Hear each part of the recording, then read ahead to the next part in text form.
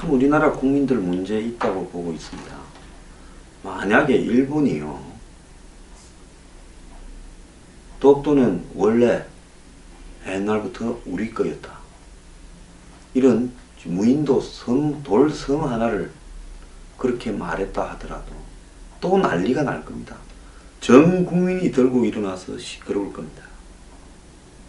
하물며 일본이 한국은 임진왜란 때부터 우리가 점령했던 나라였다 이렇게 말했다면 아마 정말 대선을 저리 가라 하고 전국 곳곳에서 반일 시위가 점정했을 거라고 보고 있습니다.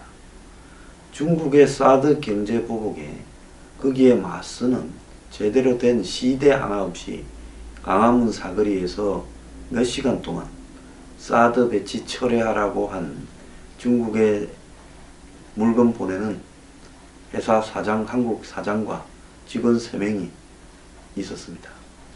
근데 그들이 몇 시간 동안 그 짓을 할 동안 누구 하나 제지하거나 비난하지도 않았고요. 그런 사람들의 행태에 대해서 분개하는 분위기조차도 일지 않았습니다. 그런데 시진핑이 트럼프 앞에서 한국은 역사적으로 중국의 일부였다라고 말을 한 부분에 대해서 그 내용이 트럼프의 실언인지 의도된 발언인지 저는 의도됐을 거라고 보고 있습니다. 공개가 되었음에도 불구하고 국민 중에 누구 하나 분개하지도 않고 있고 대선 후보들 중에 단 한 놈도 그 사실을 언급하고 있지 않습니다. 저는 이 나라 국민들이요, 이 나라 정치 지도자들이 민족적 자존심조차도 상실해 가고 있지 않나 생각을 하고요. 제가 뉴스 브리핑에서 어제 이 아이템을 이야기를 했음에도 불구하고 어제 제가 한 내용 중에 이 아이템이 거의 꼴찌입니다. 2, 3천 명, 3, 4천 명 볼까 말까 합니다. 저는 정말로 식민지 건성에 절어서 영원히 노예가 되고 싶은 것이 이 나라 사람들 아니냐 이런 생각도 해봅니다. 만약에 다른 나라에서 영국이 미국을 보고 원래 미국은 우리나라의 영역에 있던 일부였다라고 말을 하면서 영국의 총리가 그 말을 했다면 미국이 야단이 났을 겁니다. 자, 과거 자신들의 식민지 국가, 처음부터 식민지였던 국가에도 이런 말들을 함부로 쓰면 안 되는데 역사적으로 엄연히 중국과 전쟁도 하면서 수차례 부딪히면서 버텨온 대한민국을 역사 속에 중국의 일부였다라고 미국 대통령 앞에서 이야기한 부분에 대해서 지금 중국 외교부는 어제 언급을 회피했다고 합니다.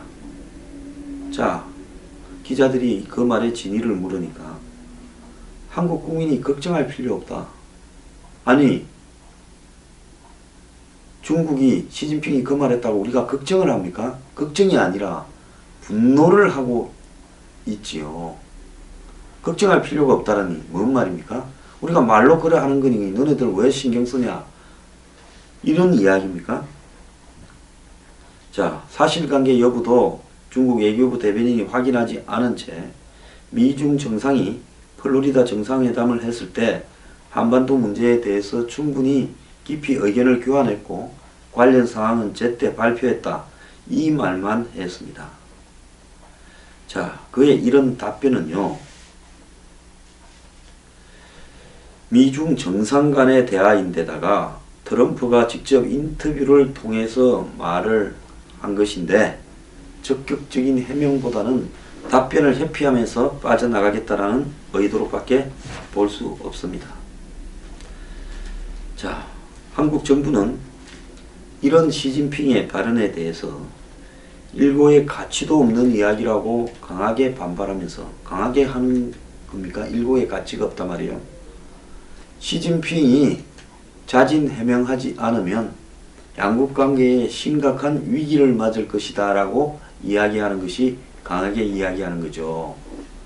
황교안, 국민들을 향해서 어깨 힘주지 말고 시진핑을 향해서 제대로 힘 한번 주기 바랍니다. 콧물나는 사람이 뭔 미련이 있습니까? 자, 한국에서 미국과 중국을 상대로 사실관계 확인을 요청했다라는데요. 한국 정부로부터 외교 경로를 통해서 사실관계 확인 요청 사항을 받았느냐는 질문에 내가 한국 국민 걱정할 필요 없다고 했는데 뭘 또 묻냐라고 하고 끝내버렸습니다. 자, 외교부 당직자는 보도의 사실 여부를 떠나서 수천 년의 한중 역사에서 한국은 중국의 일부가 아니었다는 점은 국제사회의 명백한 역사적 사실이다. 이렇게 이야기를 했는데요. 또 하나 분노할 일이 더 있습니다. 중국이 한국 내의 오피니언 리더들의 이메일을 해킹한 걸로 드러났는데요.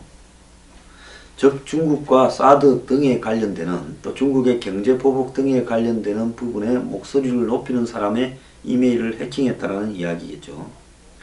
주로 중국의 비판적인 목소리를 냈던 인물인데 이름만 대면 알만한 사람이 많다고 합니다. 청와대 수석을 지낸 전직 고위 외교관 출신 A씨는 외국 정부기관의 해킹 시도가 있었다라는 구글의 경고문을 이메일로 받았습니다. 즉각 비밀번호를 바꿨지만 소용이 없었다고 합니다. 경찰 조사 결과 해커는 A씨가 받은 모든 메일을 동시에 받아볼 수 있도록 설정을 변경해 놓았다고 합니다. 구글은 경고문을 받기 전에 롯데와 관련된 이메일을 열어봤다면서 해킹 프로그램이 숨겨져 있었던 것으로 추정된다라고 이야기를 했습니다. 이 사람은 중국의 사드 보복이 부당하고 조속히 사드를 배치해야 된다는 칼럼을 신문에 써왔는데요. 제가 볼 때 이분은 누군지 뭐 대충 짐작이 갑니다.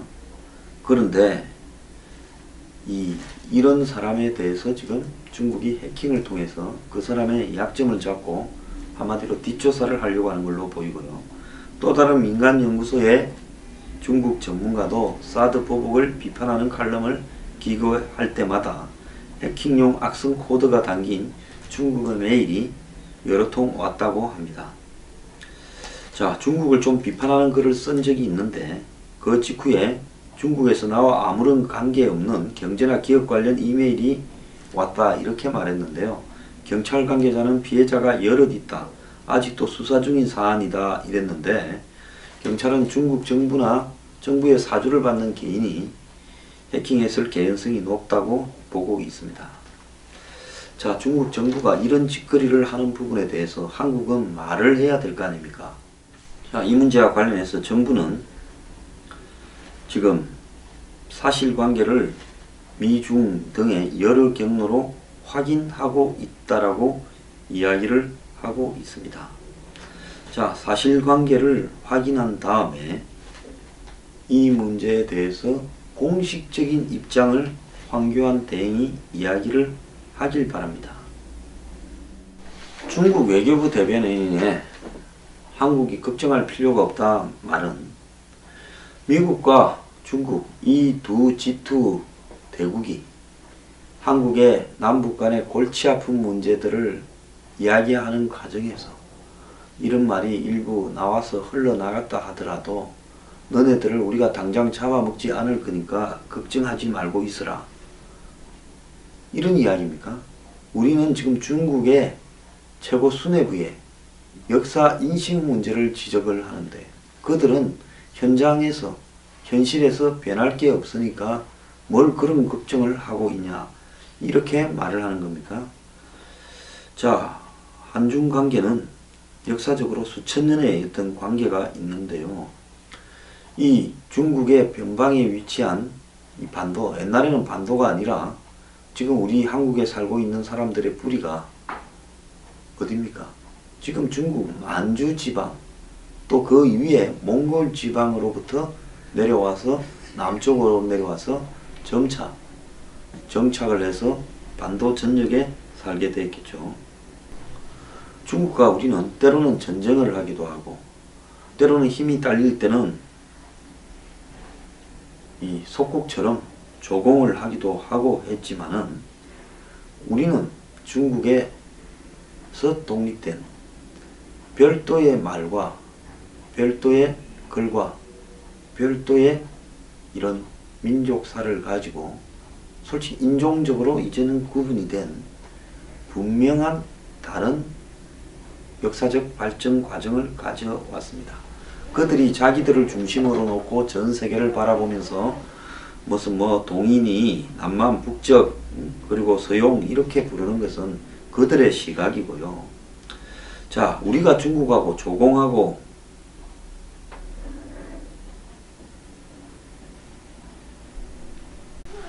우리가 때로 힘이 약할 때 조공을 중국에 바치고 책봉을 받는 이런 관계를 가진 적도 있습니다. 역사적으로요. 자, 그것은 우리가 힘이 약했기 때문에 한마디로 일시적으로 겪었던 현상이죠.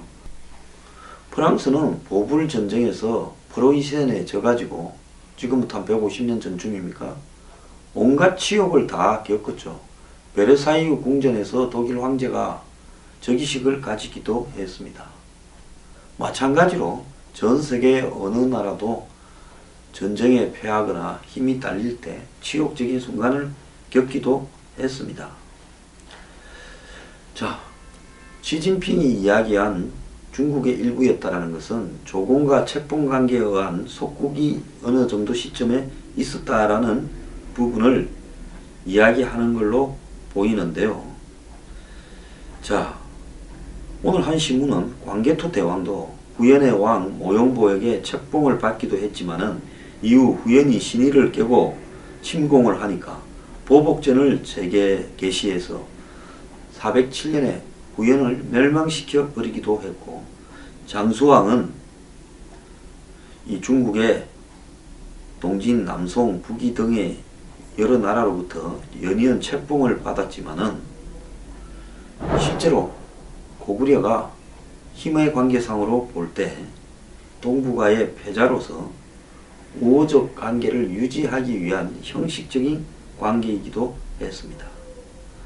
자, 고려시대 때도 송이 문화가 뛰어나고 국제교역의 중심이다 보니까 송과 이렇게 친하게 지내서 교역상의 이익을 보고 문명을 받아들이기 위해서 이렇게 서로가 사신을 보내고 조공을 보냈지만은 이런 관계는 이 거란을 요 나라를 견제해야 될 송의 필요와 또 송의 여러 문물을 받아들여서 이 변방으로 국가로서의 이 위치를 극복해야 될 입장이 서로가 윈윈하기 위한 게임이었습니다.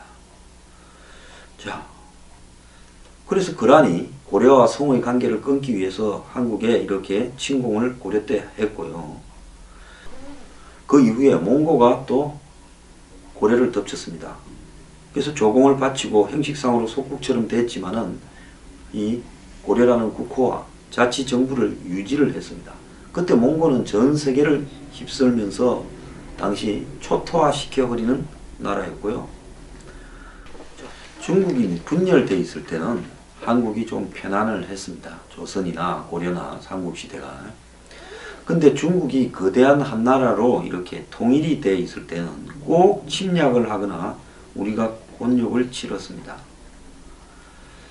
자, 한나라 때 고조선 멸망, 수나라 때 고구려 침공, 당나라 때 고구려 백제 멸망, 원나라 때 고려 항복, 명나라, 청나라 때 조선의 4대, 또 청나라는 침략도 했죠. 자, 이것은 거대한 국가 옆에서 한국이 살아남기 위해서 많은 어려움을 겪어온 역사를 이야기하는데요. 지금 중국이 사실상 공산주의 국가인 중국이 시진핑 아래 시진핑이 황제처럼 되어가면서 하나의 거대한 국가를 이루고 있는데, 자, 이 속에서 우리가 살아남기 위해서 어떤 방법으로 가야 될 거냐. 저는 이번에 중국의 역사의 중국의 일부였다라는 발언에 대해서 저는 강하게 싸워야 된다고 보고 있습니다. 옛날처럼 이웃 나라를 무조건 침략해서 점령할 수도 없는 시대입니다. 대선 후보들이 저마다 사드 문제 등과 사드 경제보복 등과 관련해서 중국을 설득하겠다 말을 했지만은 국제관계에서 핵심적 이익을 설득의 문제로 극복할 수 있다고 생각하는 국민들은 아무도 없을 겁니다. 이런 말도 안 되는 소리를 하고 자빠진 대선 후보들이 어떻게 지금 시진핑의 역사적으로 중국의 일부였다라는 부분에 대해서 한마디 할 수 있겠습니까? 저는 대선 후보들이 반드시 시진핑의 이런 망언에 대해서 규탄을 해야 되고 집권 이후 이 부분에 어떻게 대응할지를 밝혀야 된다 보고 있습니다.